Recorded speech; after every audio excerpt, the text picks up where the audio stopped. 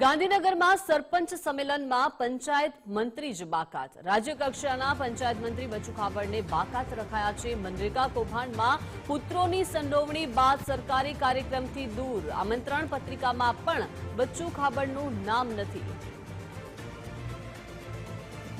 વધુ માહિતી સાથે સંવાદદાતા નિકુંજ જાની જોડાઈ ગયા છે. નિકુંજ, ગાંધીનગરમાં સરપંચ સંમેલનમાં પંચાયત મંત્રીને જ બાકાત રાખવામાં આવ્યા છે. શું કારણો સામે આવ્યા છે? શું માહિતી? ખાસ મનરેગા કૌભાંડમાં પુત્રોની સંડોવણીની જે ફરિયાદો થઈ તે બાદ સરકારી કાર્યક્રમોમાંથી મંત્રી બચુ ખાબડ જે છે તેને બાકાત રાખવામાં આવે છે. અલબત્ત તેઓ પોતાના કાર્યાલય અથવા તો કેબિનેટ બેઠકની અંદર પણ ઉપસ્થિત નથી રહેતા અને તે જ રીતે આજે ગાંધીનગરની અંદર નવા ચૂંટાયેલા સમરસ ગ્રામ પંચાયતોના સરપંચ અને તેના સભ્યોનું એક સરપંચ સંમેલન છે.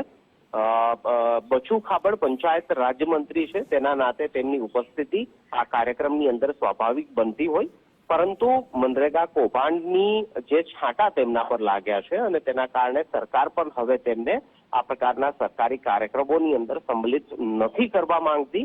કારણ કે આજના આ કાર્યક્રમની અંદર રાજ્ય કક્ષાના પંચાયત મંત્રી બચુ ખાબડને કાર્યક્રમમાંથી તો બાકાત રાખ્યા છે, પરંતુ કાર્યક્રમ માટેની જે આમંત્રણ પત્રિકા છપાવવામાં આવી છે તે આમંત્રણ પત્રિકાની અંદર પણ પંચાયત રાજ્યમંત્રી બચુ ખાબડનો નામ સુદ્ધાનો પણ ઉલ્લેખ નથી, જેનાથી સરકારની તેમના પ્રત્યેની નીતિ જે છે તે સ્પષ્ટ રીતે દેખાય છે કે આ પ્રકારનો ભ્રષ્ટાચારનો આરોપ છે ત્યાં સુધી તેમને કોઈ પણ પ્રકારના સરકારી કાર્યક્રમોની અંદર હાજર નહીં રહેવા દેવામાં આવે.